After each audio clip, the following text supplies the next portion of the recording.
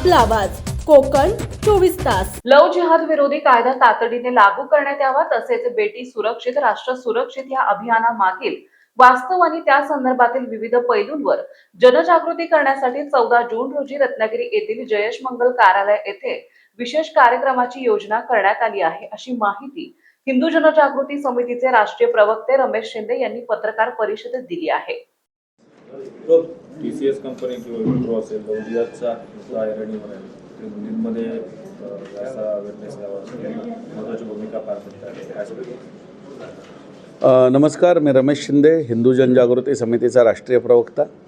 आज रत्नागिरीसारख्या ठिकाणी आपण या दृष्टिकोनातून 14 तारखेला एक कार्यक्रम घेणार आहोत की आपल्या ज्या मुली शहरामध्ये IT इंजिनियर बनून, म्हणजे नाशिक असो, पुणे असो, मुंबई असो, बँगलोर असो, अशा ठिकाणी ज्या जातात आणि त्या ठिकाणी त्यांना ह्या लव जिहाद किंवा कॉर्पोरेट जिहादसारख्या षडयंत्राला बळी पडावं लागतं।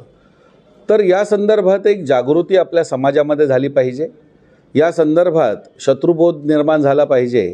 आणि म्हणून शासनाने सुद्धा या दृष्टिकोनातून आज जसं महाराष्ट्र शासनाने पुढाकार घेऊन लव जिहादच्या विरुद्ध म्हणजे धर्मस्वातंत्र्य विधेयक जे त्यांनी संमत केलेलं आहे, तर ते लवकरात लवकर लागू झालं पाहिजे या दृष्टीने आपला प्रयत्न चालू आहे। याच्याबरोबरच यावेळी गोविंद भारद्वाज, वर्षा ढेकणे, संदीप नाचनकर, दादा ढेकणे उपस्थित होते। या कार्यक्रमामध्ये लव जिहाद विषयक विविध घडामोडी, महिलांच्या सुरक्षेशी संबंधित मुद्दे आणि बेटी सुरक्षित राष्ट्र सुरक्षित अभियानामागील सत्य जनतेसमोर मांडले जाणार असल्याचं आयोजकांनी सांगितले। तसेच नागरिकांनी मोठ्या संख्येने उपस्थित राहून या विषयावरील माहिती जाणून घ्यावी असे आवाहन करण्यात आले। शासनाच्या दृष्टीने कायदा करायचा प्रयत्न करेल, परंतु या संदर्भात पुढाकार घेऊन आपण एक अभियान या निमित्ताने चालू करतो आहोत, बेटी सुरक्षित राष्ट्र सुरक्षित अभियान। यामधून प्रत्येक तालुक्यामध्ये वाडी वस्तीवरती जाऊन हे अशा प्रकारचं एक षडयंत्र आपल्याकडे चालू आहे, अशा प्रकारे जागृती करण्याचा प्रयत्न आहे। आपला धर्म नेमका काय आहे या दृष्टिकोनातून माहिती करून देण्याचा प्रयत्न आपण या निमित्ताने करणार आहोत।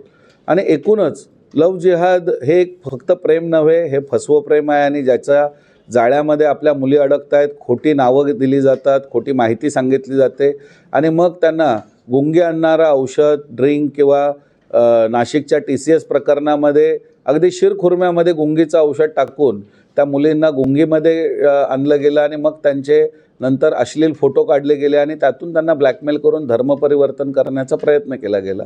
तेव्हा ही सगळी षडयंत्र जी आहेत ही आपल्या समाजाच्या धर्माच्या विरुद्ध आहेत, राष्ट्राच्या विरुद्ध आहेत। या दृष्टिकोनातून जागृती करण्याच्या संदर्भात हा आपला कार्यक्रम आणि अभियान आहे। यामध्ये जास्तीत जास्त पालकांनी आपल्या मुलींसह उपस्थित राहावं असं या निमित्ताने मी आवाहन करतो। समंदर की गोद में पला है तू, अंगड़ाई लेते ही लहरें शुरू।